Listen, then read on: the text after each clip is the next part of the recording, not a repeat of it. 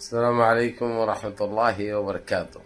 अज़ीज़ान मिल्लत इस्लामी, आप तमाम उम्मती को अबू फैसल की तरफ से सलाम अर्ज़ है।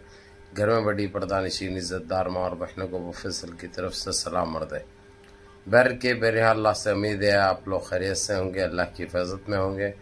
इन मलनों की मलामत से, इन फ़िरक़ा परस्तों की फ़िरक़ा परस्ती से, इन दरिंदों की दरिंदगी से, इन मावनीचरों की मावनीचिंग से, इन बलात्कारियों की बलात्कारी से, इन दहशत गर्दों की दहशत गर्दी से महफूज होंगे। अल्लाह आप लोग अपने हफ्ज़ अमान में रखे, अल्लाह अपनी हिफाजत में रखे, अल्लाह हर आबा से, हर शर से महफूज रखे। बहरहाल बहरकैफ मेरे अज़ीज़ दोस्तों, मेरे भाइयों, देश के हालात से भी आप लोग वाकिफ़ है और देश के बाहर के हालात से भी आप लोग वजह वाकिफ़ है। लेकिन ये आपका भाई आपको देश की ही खबर सुनाऊंगा, क्योंकि ये बहुत अहम खबर है। क्योंकि ये ऐसा दिख रहा था वक्फ अमेंडमेंट बिल को लेकर कि सुप्रीम कोर्ट जाने के बाद भी 90% हम जीत चुके थे। उसके बावजूद मज़ीद 2-2.5 महीने जो जिस तरीके से ये लोग डब्बे में डाल दिए थे उसको, ये हमारे साथ ज़्यादती और नाइंसाफ़ी साफ नज़र आ रही थी। लेकिन और ये लोग जो टाइम मांगे थे वो टाइम तो खैर सुप्रीम कोर्ट उनको नहीं दिया, लेकिन हिदायत ज़रूर दी थी कि जहाँ पे भी वक्फ प्रॉपर्टीज़ है, तुम लोग जो हथिया लिए हैं, जो कब्ज़े करे हैं, उसको खाली करो और खाली करके जब तक सुप्रीम कोर्ट का फैसला नहीं आता वो चीज़ को उन्हीं के हाथ में रहने दो।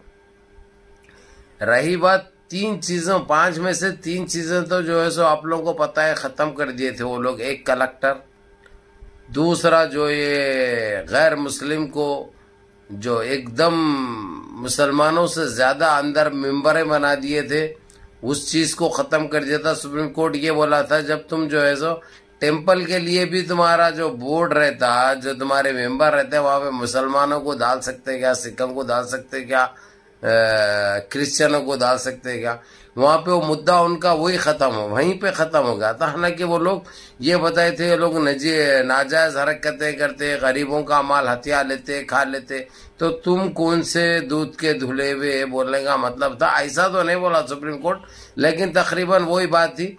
लेकिन उसके बावजूद बैलेंस बराबर होने के ऊपर चढ़ जाने के बावजूद वक्फ बोर्ड का उसको मीज़ान तौर से दबा दिया गया था।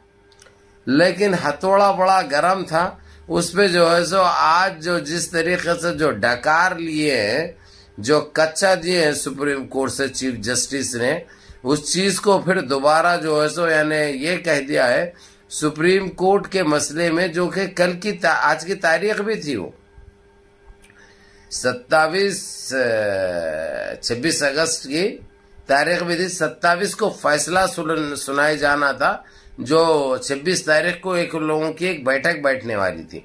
वो बैठक बैठी, वो लोग तकरीबन 2.5-2 घंटे 40 मिनट तक उसके ऊपर बहस करें। लेकिन ये साफ निकल के आ गया, अभी ये साफ कह दिया गया है कि बिल्कुल 5 में से 5 के 5 भी वक्फ बोर्ड के उसमें जाते हैं। इन्हों 5 जो रख के जो बिल पास करे थे, वो बिल से सुप्रीम कोर्ट का कोई लेना देना नहीं है और सुप्रीम कोर्ट इसके ऊपर स्टे लगाने जा रहा है। ये जैसे ही कह दिए, इनके पास थरथरी से चालू हो गई। पहले चौतरफ से एक तो वोट चोर गद्दी छोड़ चल रहा, और एक तो जो है सो मोटा भाई गो बैक चल रहा, थोड़ी बार गो बैक चल रहा। तो अब ये ऊपर से ये चीज आ गई, यानी तीनों हथौड़े ऐसा काम करे हैं, अब इनको सांस लेने की भी फुर्सत नहीं है। यानी इतनी परेशानी के आलम में ये लोग मुब्तला हो चुके हैं। ये लोग बचाएंगे क्या? इनकी गवर्नमेंट बचाएंगे जो चोर गवर्नमेंट साबित हो चुकी है? इन्हों बचाएंगे क्या? इसीलिए इसके ऊपर उन्होंने दिलचस्पी नहीं दिखा रहे हैं। वक्फ बोर्ड के ऊपर, वक्फ प्रॉपर्टीज के ऊपर इन्हों बचने के चक्कर में, इलेक्शन कमीशन को सेव करने के चक्कर में, उसमें फायदा वक्फ प्रॉपर्टीज का हो गया। क्योंकि ये इसके लिए लड़ने के लिए ना इनके पास वक्त है, ना इनके पास कोई सबूत है, ना इनके पास ऐसी कोई चीज है जो साबित भी कर सके, ये इसके ऊपर बात कर सके या टाइम मांग सके। क्योंकि टाइम तो इन्होंने इतना ले लिया है जिसका कोई हिसाब नहीं है, लाहिसाब है, बेहिसाब हो चुका है वो। तो इसलिए मेरे अजीज दोस्तों, मेरे भाइयों, इसलिए कहते हुए आते हैं अल्लाह के घर देर नहीं है। अल्लाह के घर देर है, अंधेर नहीं है। अल्लाह के घर देर जरूर है, अंधेर नहीं है। इसलिए दिल से मांगो, गिड़गिड़ा के मांगो, बिलबिला के मांगो, मासूम बन के मांगो। अल्लाह सुब्हाना ताला वो चीज बराबर कबूल करते हैं, क्योंकि वो 70 माहों की मोहब्बत रखने वाले।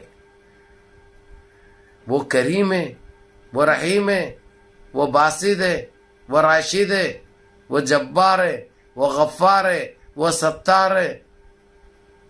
इसलिए जो है अल्लाह से मांगो, अल्लाह कबूल करने वाला है। इन्नल्लाह मअस साबिरीन, ये साबित हो चुका है। तो मेरे अजीज दोस्तों, मेरे भाइयों, ये बहुत अच्छी खबर निकल के आई है। हमारे कुछ भाई लोग बड़े फिक्रमंद थे, कमेंट्स भी कर रहे थे कि अब्बू भाई वक्फ प्रॉपर्टीज का क्या हुआ, क्या हुआ। ये हुआ, देखो अब एक दिन इंतज़ार करो, तुमको जजमेंट भी आ जाएगा। बहरहाल मुनज़्ज़म रहिए, मुत्तहिद रहिए, अपनी सफ़ों में इत्तेहाद बरकरार रखिए, नमाज़ों की पाबंदी करिए, माँ बाप की खिदमत करिए, बड़ों के काम पे अमल करिए, और अपने इस भाई को भी दुआ में याद रखिए। अस्सलामु अलैकुम व रहमतुल्लाहि व बरकातहू।